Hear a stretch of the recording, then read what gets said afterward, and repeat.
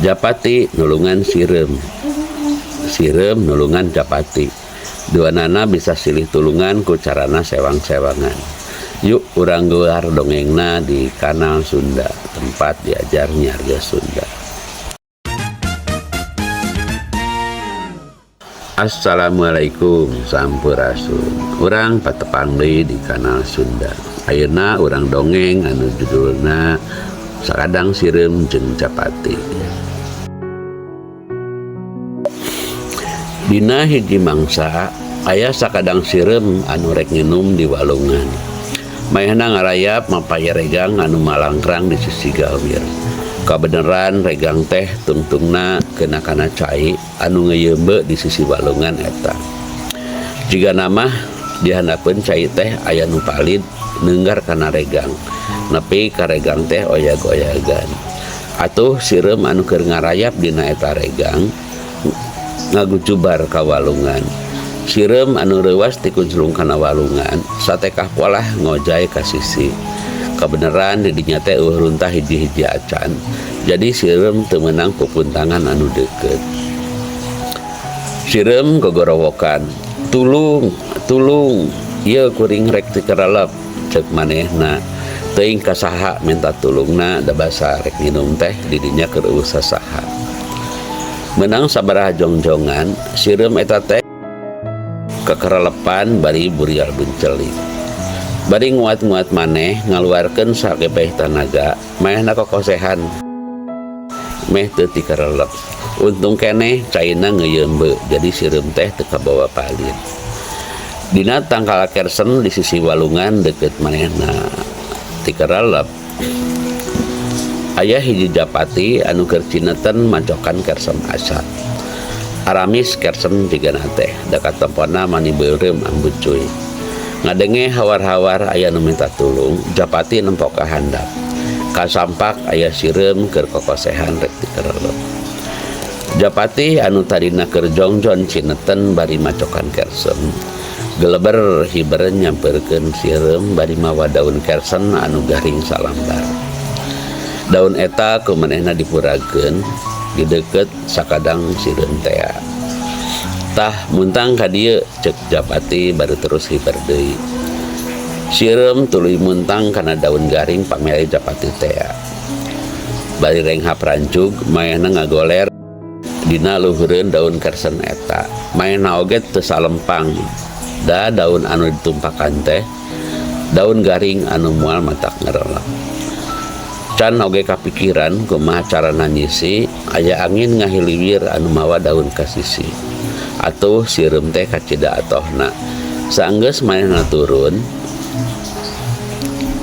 manehna pohara nganuhunkeunna ka Japati anu geus ngalepaskeun manehna tina kaayaan bahaya. Sanajan bantuanna ukur ngalungkeun daun ka deukeut manehna. Sirem eta janji saha-saha wae anu butuh pitulung pasti ku manehna ditulungan.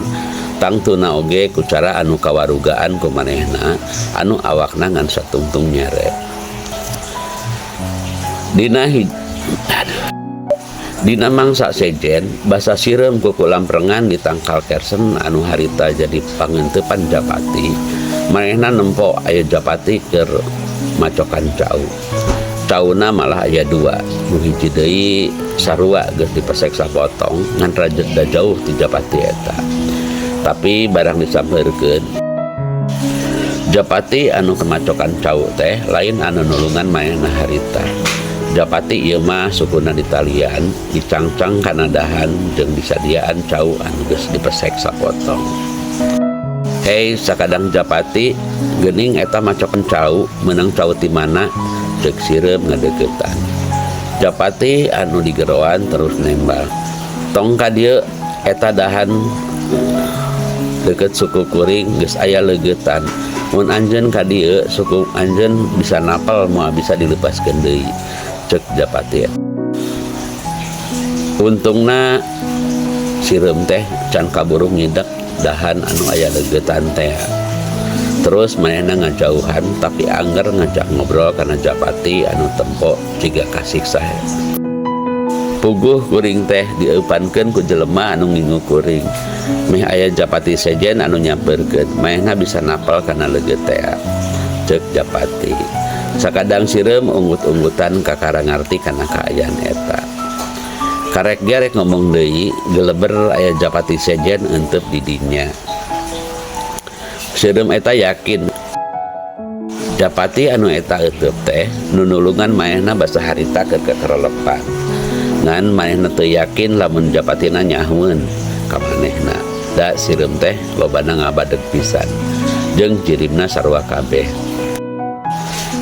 Nempo aya cau di gigireun Japati. Japati anu karek eunteup nyamperkeun.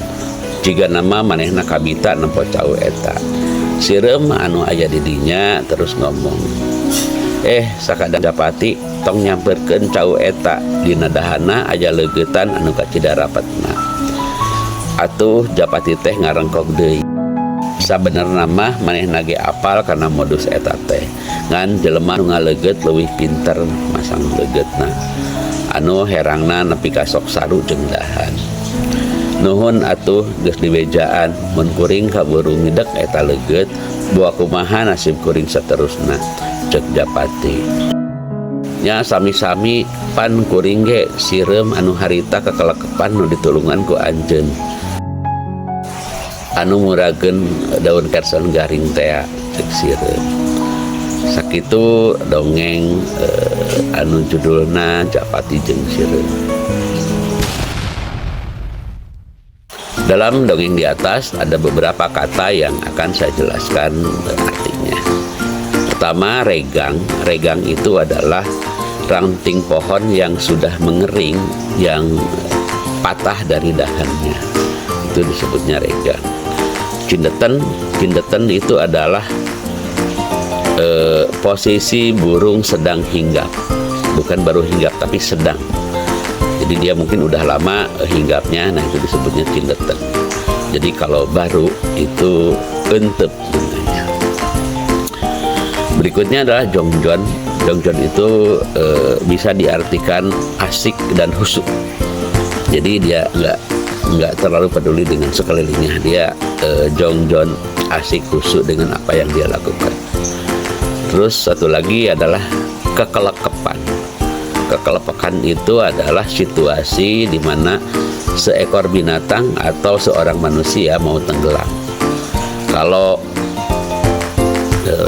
makhluk hidupnya itu adalah pohon, itu bahasanya bukan kekelekepan.